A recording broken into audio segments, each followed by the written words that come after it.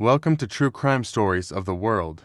Today, we delve into one of the most chilling cases in American history, a story that shattered the illusion of suburban safety and exposed the horrifying reality that evil can hide in plain sight.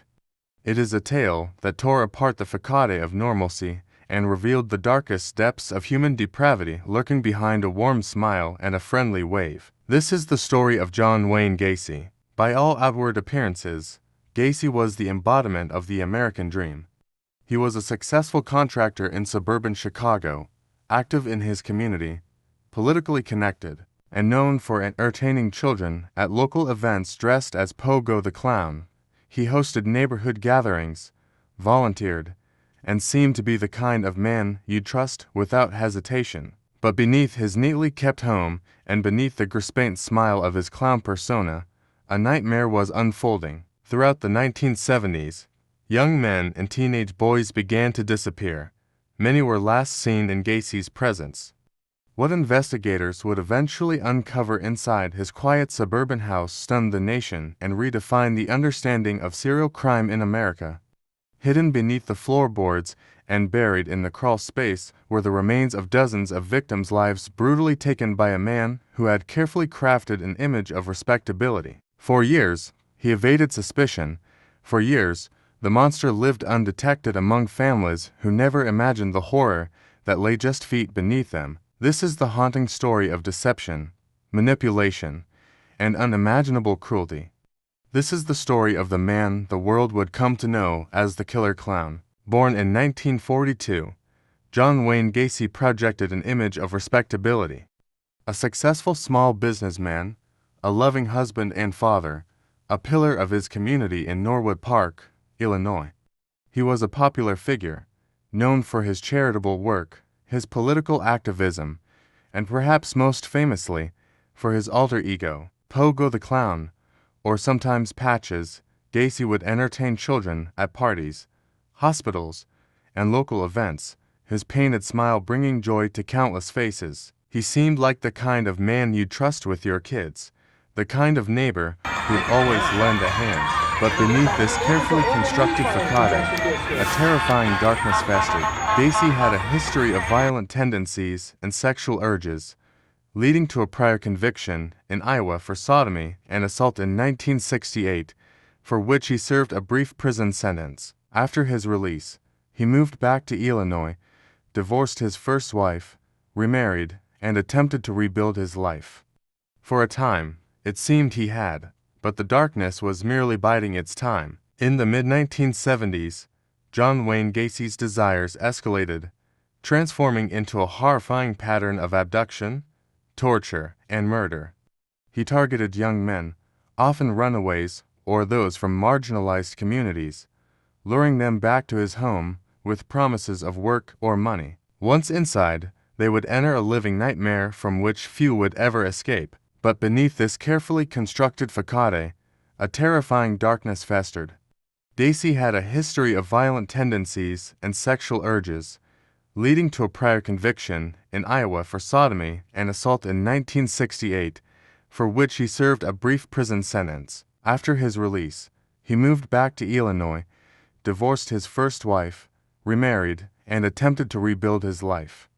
For a time, it seemed he had, but the darkness was merely biding its time. In the mid-1970s, John Wayne Gacy's desires escalated, transforming into a horrifying pattern of abduction, torture, and murder. He targeted young men, often runaways or those from marginalized communities, luring them back to his home with promises of work or money. Once inside, they would enter a living nightmare from which few would ever escape. Gacy's method was brutally efficient. He would often handcuff his victims, assault them, and then, in a terrifying ritual, strangle them using a rope or tourniquet, a method he chillingly referred to as the rope trick. Then came the disposal. Gacy knew exactly where to hide his secrets: the crawl space beneath his house, a shallow, muddy grave just feet beneath his kitchen and living room. Other victims were disposed of in the Des Plaines River. For years, the smell of decomposition was dismissed by Gacy and even neighbors as the result of a plumbing problem or rotting garbage. On December 21, 1978, the full, unspeakable truth began to emerge. Armed with a second search warrant, investigators began to excavate the crawl space beneath Gacy's home. What they found there would shock the world and haunt seasoned police officers for the rest of their lives. One body after another was pulled from the muddy confines, buried shallowly, often wrapped in tarpaulins or covered with lime. The victims were tragically anonymous at first. The sheer scale of the horror was almost incomprehensible. Day after day, more bodies were found, until the count reached an astonishing 26 beneath the house. 3 more were found buried on the property, and 4 were recovered from the Des Plaines River. In total, John Wayne Gacy was responsible for the murders of 33 young men and boys. John Wayne Gacy was arrested on December 21, 1978. Initially, he maintained his innocence, attempting to play the victim, claiming he was being framed. But under intense interrogation, the carefully constructed mask of the community man finally shattered. Gacy eventually confessed, chillingly recounting his crimes, even drawing diagrams of where he had buried his victims. His motivations remain a subject of psychological study and horror. Experts believe his deep-seated insecurities, a need for control, and suppressed homosexual urges contributed to his escalating violence. He often targeted runaways and vulnerable individuals, believing they wouldn't be missed, giving him a terrifying sense of impunity. He was a predator who mastered the art of camouflage, blending seamlessly into society while committing unspeakable acts just feet below his family. The trial of John Wayne Gacy began in February 1980. The prosecution presented an overwhelming case, detailing the gruesome discoveries and Gacy's own confessions. The defense attempted an insanity plea, arguing that Gacy suffered from a multiple personality disorder, unable to control his evil alter ego. However, the prosecution countered, portraying Gacy as a cunning and manipulative individual who meticulously planned his crimes and skillfully avoided detection for years. After a 6-week trial, the jury deliberated for just over 2 hours before delivering their verdict. On March 13, 1980, John Wayne Gacy was found guilty on all 33 counts of murder. He was sentenced to death for 12 of the murders, and to lengthy prison sentences for the remaining counts. John Wayne Gacy spent 14 years on death row, maintaining a defiant stance, even continuing to paint during his incarceration, some of his works including grotesque clowns.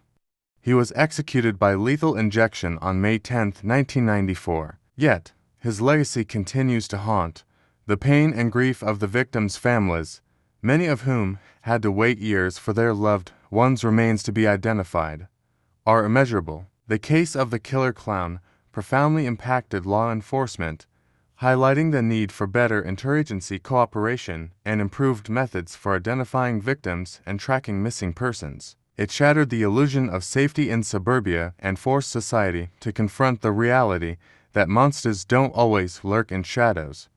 Sometimes, they're the friendly faces in our communities, performing for our children. John Wayne Gacy remains a chilling reminder that true evil can wear the most innocent of disguises. The story of John Wayne Gacy is a stark warning, a dark chapter in the annals of true crime. What aspect of this case do you find most disturbing? Let us know in the comments below. If you found this exploration into the true crime world compelling, please like this video, subscribe to True Crime Stories of the World for more deep dives, and hit the notification bell so you don't miss our next story.